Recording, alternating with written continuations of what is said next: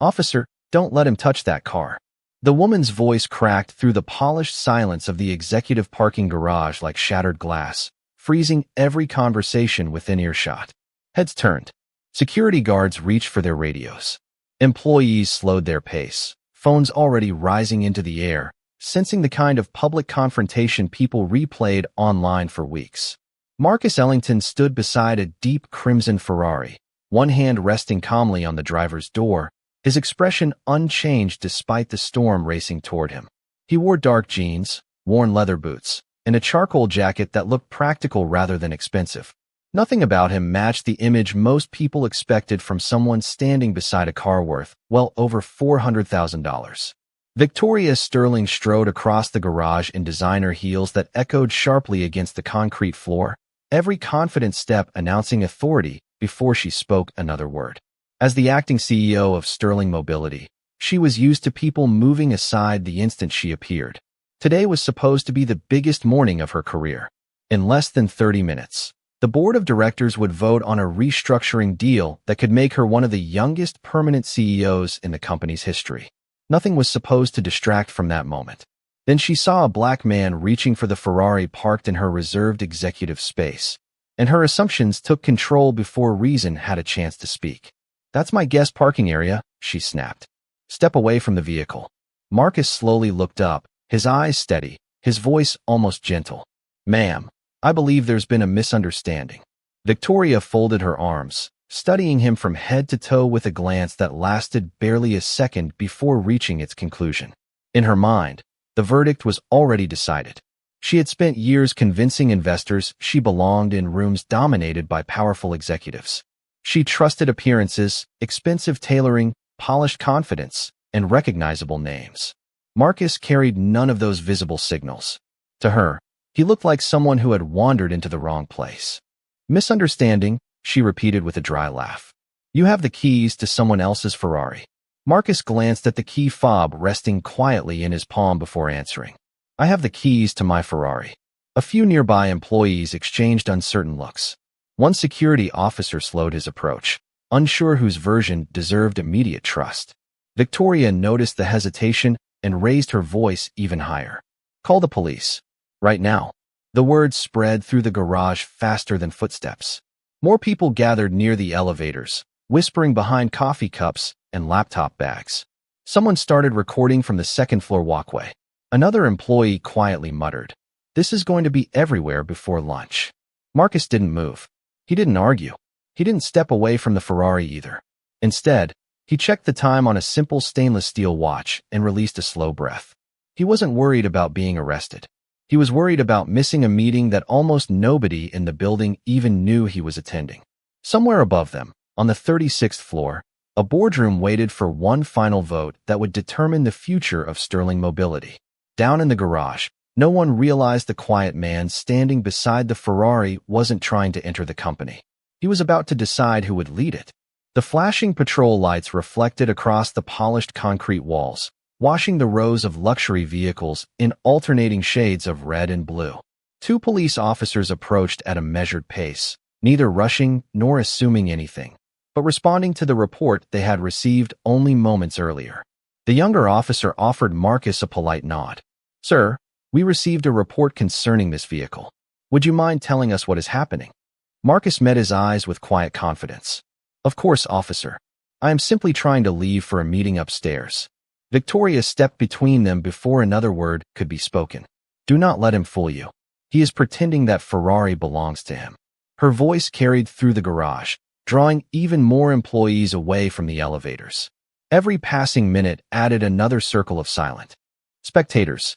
Some whispered behind expensive coffee cups while others continued recording with their phones, convinced they were witnessing the downfall of someone who had made a very poor decision. Marcus looked toward the officers again. "If you verify the registration and ownership, this misunderstanding will disappear." Victoria laughed, shaking her head. That is exactly what someone would say when they know they are caught. The younger officer remained professional. "Sir, may I please see some identification?"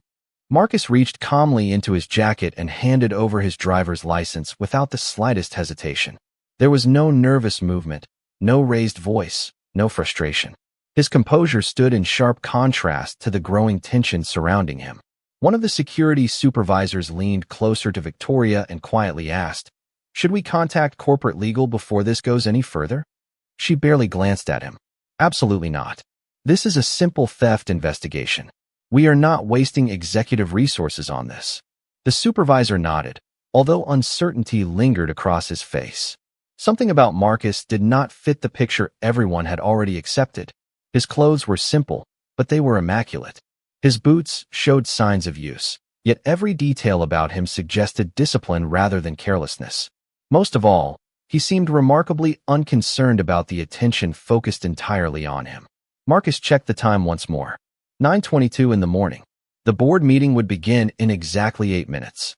Missing it had never been an option, but neither was arguing with people determined to judge him before hearing a single fact. His phone vibrated softly inside his pocket. He glanced at the screen for only a second before returning it without answering. The caller identification simply read, "Chairman's office." A second later, another message appeared. "The board is assembled. Everyone is waiting for your arrival." Marcus quietly locked the screen again. He knew answering now would only deepen the confusion. Across the garage, an older maintenance employee had stopped pushing his supply cart. His eyes widened the moment he recognized Marcus. Years earlier, he had seen the quiet investor walking the factory floor with engineers instead of executives, asking machine operators for ideas before making decisions worth millions of dollars. The maintenance worker instinctively started toward the crowd, but another employee gently caught his arm. "Do not get involved," she whispered. "The police are handling it." He hesitated, torn between caution and conscience.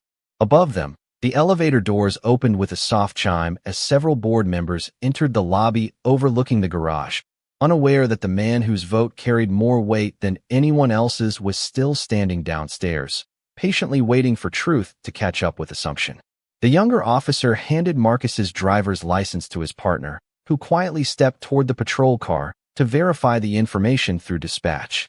Around them, the growing crowd became strangely quiet, as though everyone sensed the next few moments would determine how the story ended.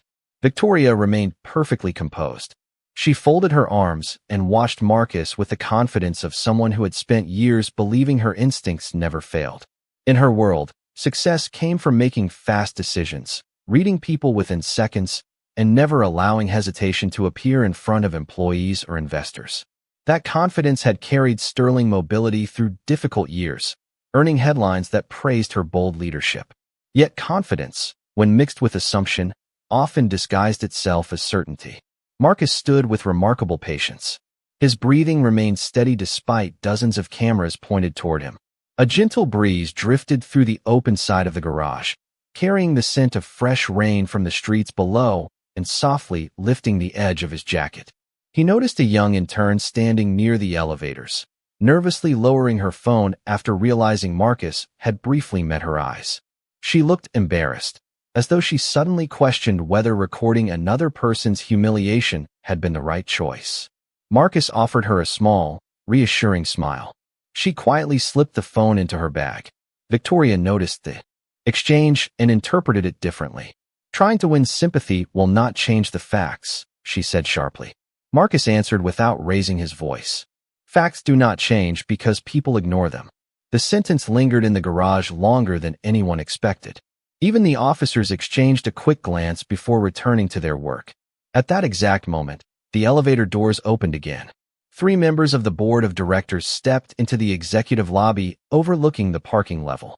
They were discussing financial projections, unaware that the person they had been waiting for was only a few yards below them. One director glanced over the glass railing after noticing the flashing patrol lights.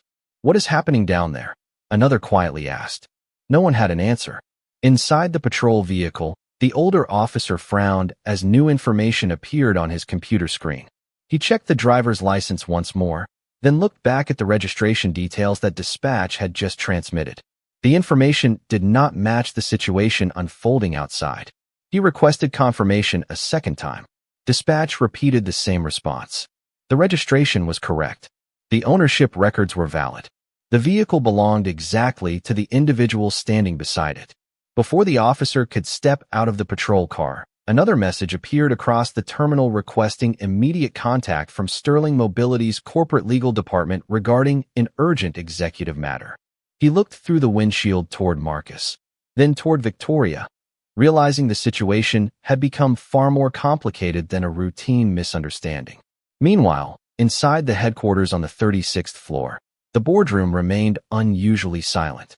Leather chairs surrounded a polished walnut table beneath floor-to-ceiling windows overlooking the city skyline.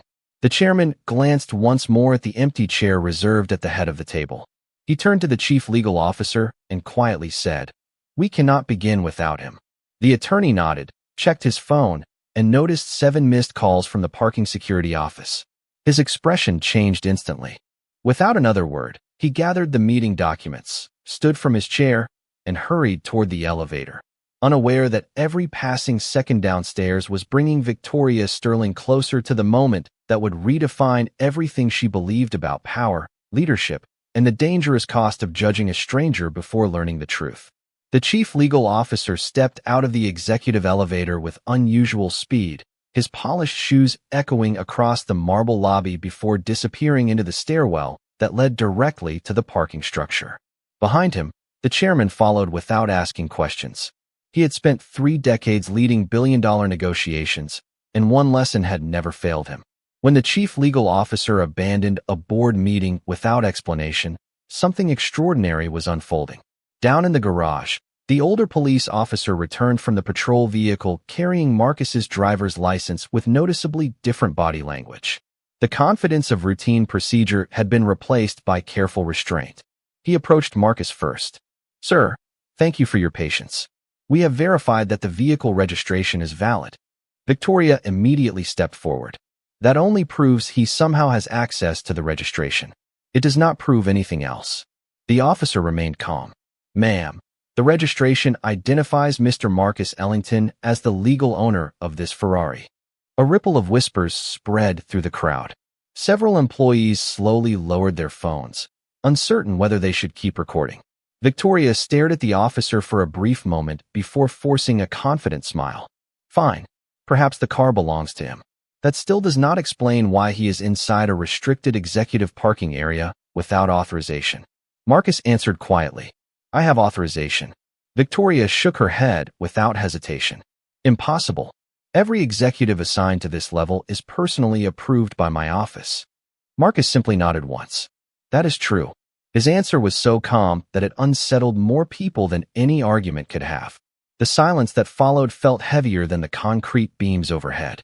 Nearby, the elderly maintenance employee finally gathered enough courage to step forward. His hands trembled slightly as he removed his work cap. "Ma'am," he said respectfully, "I believe you should call Mr. Harold Whitmore before this continues." Victoria barely looked at him. "This discussion does not concern maintenance staff." The old man lowered his eyes, disappointed but not surprised. He remembered Marcus walking through the manufacturing plant years earlier, stopping to learn employees' names instead of introducing himself with titles. Marcus had spent nearly an hour listening to technicians explain ways to improve production efficiency. When the changes were approved months later, bonuses reached workers who had never expected anyone in leadership to notice them. Yet Marcus never took public credit. Most people inside the company had never even seen his face. A sudden chime echoed through the garage as the executive elevator doors opened once again. Every conversation stopped. The chief legal officer emerged first, breathing harder than anyone had ever seen during a workday. Behind him walked Chairman Harold Whitmore, his silver hair catching the morning sunlight pouring through the open structure. Employees instinctively stepped aside, creating a clear path through the crowd without being asked. Victoria's confident posture softened for the first time that morning. She had not expected the chairman himself to appear over a parking dispute. Harold Whitmore ignored everyone around him. He walked directly toward Marcus with measured steps, his expression carrying neither anger nor surprise, only respect. The chief legal officer stopped beside him, holding a leather portfolio tightly against his chest. The entire garage seemed to forget how to breathe. Even the distant sounds of traffic faded beneath the overwhelming silence. Victoria waited for the chairman to demand an explanation from the stranger.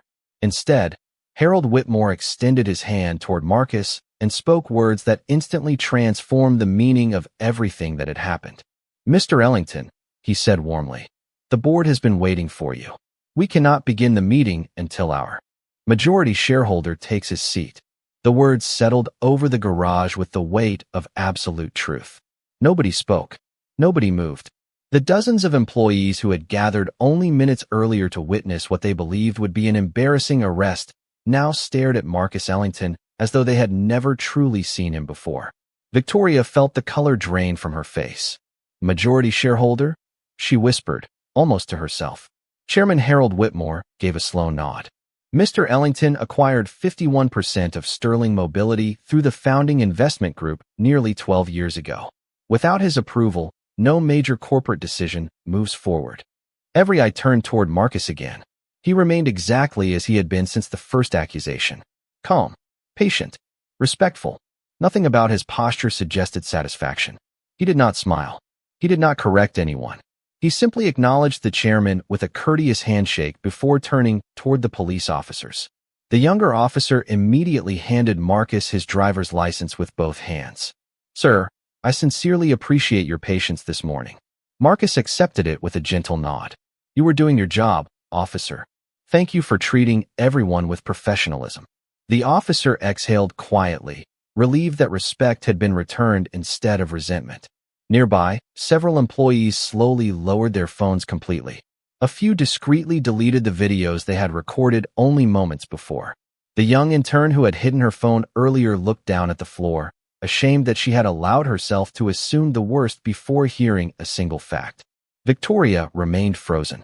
Her carefully prepared confidence had vanished beneath the realization that every conclusion she had reached had been built on appearances rather than evidence. She searched Marcus's face, expecting anger, disappointment, perhaps even quiet triumph. Instead, she found something she had not expected at all: compassion. Marcus looked at her with the same calm expression he had shown from the beginning, as though he understood that people were capable of making painful mistakes without being beyond redemption. The chief legal officer opened the leather portfolio and quietly handed Marcus several documents. "The board is ready whenever you are, sir." Marcus glanced briefly at the first page before closing the folder again. "They have waited long enough." Harold Whitmore smiled faintly. "Not as long as they would have if we had started without the owner whose vision built this company." Several executives standing near the elevator exchanged stunned looks.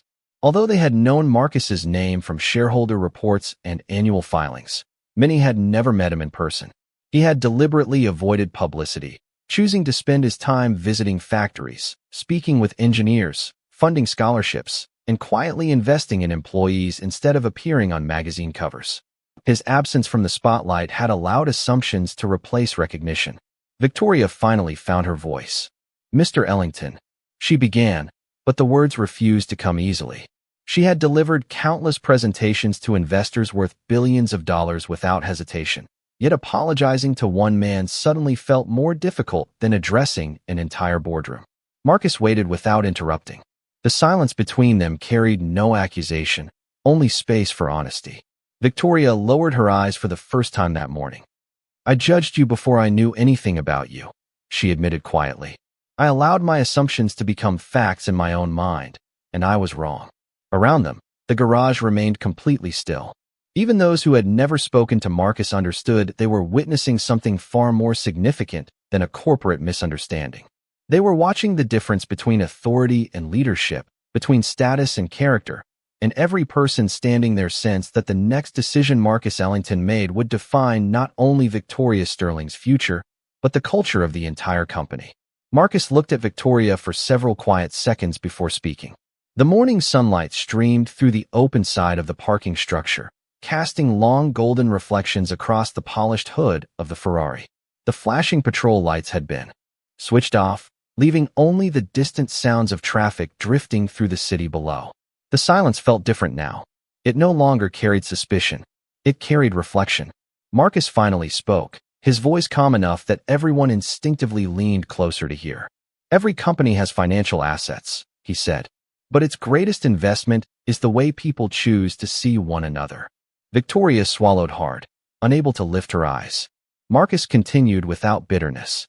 I have spent years staying out of photographs because I wanted our products to be more recognizable than my face. I believe character should travel farther than reputation.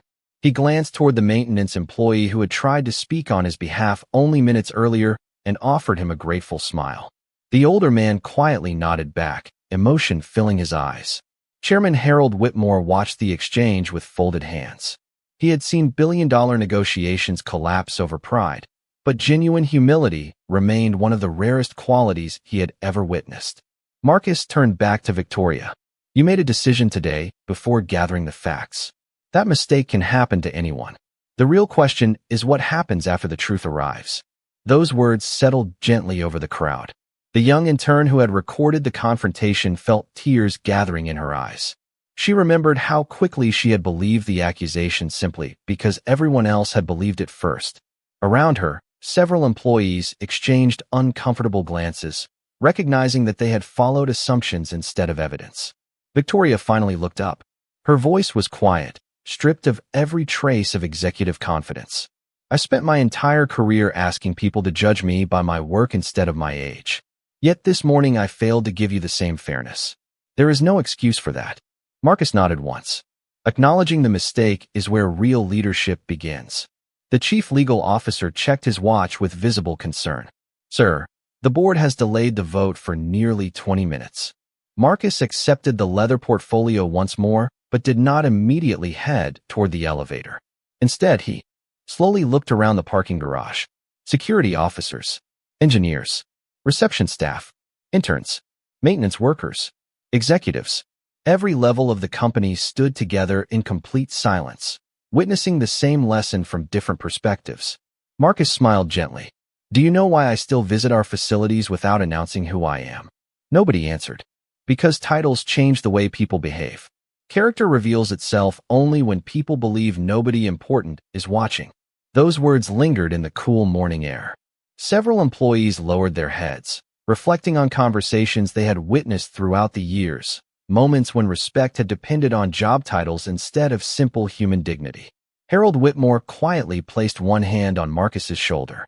You built more than a successful company, he said softly. You built principles worth protecting. Marcus thanked him with a small nod before taking one final look at Victoria. There was no anger in his expression, only hope. Hope that this painful morning would become the beginning of something better rather than the end of someone's career. As the elevator doors opened behind them with a soft chime, everyone understood that the most important decision waiting upstairs was no longer just about profits, shareholders, or executive leadership. It had become a decision about what kind of company Sterling Mobility truly wanted to be. The elevator climbed toward the 36th floor in complete silence. No one inside felt the need to fill the air with conversation. Chairman Harold Whitmore stood with his hands folded in front of him while the chief legal officer reviewed the board agenda one final time. Marcus watched the city skyline through the glass panel as sunlight reflected across the river below, his expression thoughtful rather than triumphant. Behind them, Victoria remained several steps back, her eyes fixed on the polished floor. For the first time since joining Sterling Mobility, she felt the weight of leadership without the comfort of authority. The elevator doors opened with a soft chime, revealing a boardroom where 12 directors immediately rose to their feet. Every chair remained occupied except one. The seat reserved for Marcus Ellington waited quietly at the head of the polished walnut table. Several directors greeted him with warm smiles, while others extended respectful handshakes. Victoria noticed something she had never questioned before. These people were not greeting Marcus because of his ownership percentage alone. They greeted him because they genuinely respected him. Harold Whitmore invited everyone to take their seats before speaking. Ladies and gentlemen, thank you for your patience. We can now begin. The chief legal officer distributed the final voting documents across the table. Victoria slowly opened her folder, but the words blurred together. She knew the next item on the agenda better than anyone in the room. The board was scheduled to vote on her appointment as permanent chief executive officer for a 5-year term. Approval required support from the majority shareholder. Every director understood exactly whose signature would determine the outcome. Harold Whitmore looked toward Marcus. Before we proceed, would you like to address the board? Marcus closed the folder in front of him without reading a single page. I would. The room became perfectly still. Marcus stood slowly and rested one hand on the back of his chair. When I invested in Sterling Mobility 12 years ago, I did not invest in factories, patents, or stock prices. I invested in people. Buildings can be rebuilt. Markets rise and fall. Technology changes every year. Character lasts much longer. Several directors quietly nodded. Marcus continued. This morning reminded me that every organization reflects the values its leaders practice when nobody expects to be evaluated. Respect is not measured by titles. It is measured by the dignity we extend to strangers before we know who they are. Victoria felt every word more deeply than any criticism she had ever received during her career. She knew Marcus was not speaking only to her. He was speaking to every person in the room, including himself. Marcus turned toward Victoria with a calm expression. You made a serious mistake today. But one mistake does not define a lifetime, just as one success does not guarantee wisdom forever. Victoria slowly met his eyes, uncertain what would come next. The chief legal officer quietly placed the official voting document before Marcus. One signature, one decision. That was all it would take. The room became so quiet that the faint hum of the climate system seemed unusually loud. Every director watched Marcus pick up the pen. Every heartbeat seemed slower than the last. Victoria closed her eyes for a brief moment, preparing herself to accept whatever decision he believed was right. Marcus looked at the blank signature line, paused thoughtfully, and then began writing, knowing that the choice he made during the next few seconds would shape not only one executive's future, but the moral direction of Sterling Mobility for many years to come. Marcus placed the pen gently on the polished walnut table and slid the signed document toward the chief legal officer. No one spoke. The sound of paper moving across the smooth surface seemed louder than anyone expected. The attorney read the final line carefully before looking toward Chairman Harold Whitmore. A slow smile appeared across the chairman's face. The motion passes unanimously, he announced. Victoria Sterling will remain Chief Executive Officer of Sterling Mobility. A quiet wave of surprise moved around the room. Victoria stared at Marcus, unable to believe what she had just heard. She had prepared herself to lose everything. Instead, the man she had publicly misjudged only an hour earlier had chosen to keep her in the position that she feared was already gone. Her eyes filled with emotion, not because she had won the vote, but because she understood the cost of the grace she had just been shown. Marcus folded his hands calmly on the table. Removing a leader is easy, he said. Helping one become better is much harder. I prefer difficult work. Several directors exchanged thoughtful glances. One of the senior board members quietly nodded, recognizing that the statement reflected the same philosophy Marcus had followed since the company's earliest days. Harold Whitmore leaned back in his chair with visible satisfaction. That is why this company still stands on the foundation you built, he said. Marcus smiled modestly before turning his attention back to Victoria. Keeping your position today is not the reward, he said gently. It is the responsibility.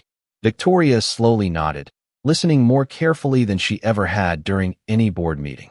Marcus continued. Beginning next month, every executive, including every member of this board and including me, will participate in leadership sessions focused on respect, unconscious bias, and listening before judging. Every employee, regardless of title, deserves to walk into this building knowing they will be treated with dignity. No one objected. In fact, several directors quietly voiced their agreement before Marcus had even finished speaking. The chief legal officer immediately made notes beside the meeting agenda. Harold Whitmore smiled. Consider it approved. Marcus then looked toward the young intern who had quietly entered the boardroom to deliver additional documents. Earlier that morning, she had stood in the parking garage recording the confrontation before lowering her phone in regret. Now she froze, surprised that Marcus remembered her face among dozens of people. Would you please help Human Resources organize those sessions? Marcus asked kindly. Fresh perspectives often improve old systems. The young woman blinked in disbelief before smiling. Yes, sir. I would be honored. Victoria watched the exchange carefully. In that single moment, she understood something years of business success had failed to teach her. Marcus did not build loyalty through fear. He built it by allowing people to grow after their mistakes. She slowly stood from her chair. Mr. Ellington, she said with quiet sincerity, I cannot change what happened this morning, but I can decide what happens tomorrow. I promise that no employee, visitor, contractor, or customer will ever be judged by appearance before character inside this company again." Marcus stood as well and extended his hand. Victoria accepted it with both of hers, not as a gesture between a shareholder and a chief executive, but between two people who now understood that real leadership begins the moment pride steps aside and respect takes its place. The sunlight pouring through the floor-to-ceiling windows reflected across the conference table, filling the room with a warm glow that seemed to soften every face around it. And for the first time that morning, the future of Sterling Mobility looked brighter than any quarterly report could ever measure. 3 months later, the morning routine at Sterling Mobility looked completely different. The same executive parking garage that had once been filled with hurried footsteps and silent assumptions now welcomed every employee with something much simpler. Eye contact, smiles, respect. Security officers greeted interns by name. Executives held elevator doors for maintenance crews. Receptionists exchanged warm conversations with delivery drivers instead of hurried instructions. Small moments, almost invisible to outsiders, had quietly reshaped the culture of an entire company. Victoria Sterling arrived just before 8 o'clock each morning, not through a private executive entrance, but through the main lobby alongside everyone else. She made it a personal habit to shake hands with the security team before walking upstairs. She knew every custodian by name, remembered birthdays, asked about families, and listened far more than she spoke. The leadership workshops Marcus had introduced became more than another corporate program.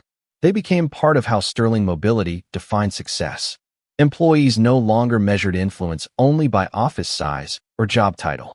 They began measuring it by kindness, integrity, and the willingness to listen before making conclusions.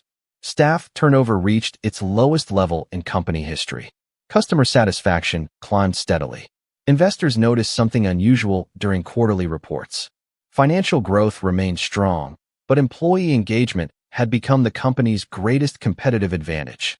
Business magazines praised the transformation without fully understanding where it had begun. They wrote about innovative leadership strategies and organizational culture, never realizing the turning point had started with one mistaken judgment inside a parking garage. Marcus Ellington continued living much as he always had. He still visited factories without advance notice. He still wore simple clothes. He still drove the same Ferrari without attracting attention because he never believed wealth should announce itself before character did. Most employees who met him for the first time still assumed he was a consultant, an engineer, or perhaps a visitor. Marcus preferred it that way. Genuine respect revealed itself most clearly when no one believed they were standing beside the company's largest shareholder.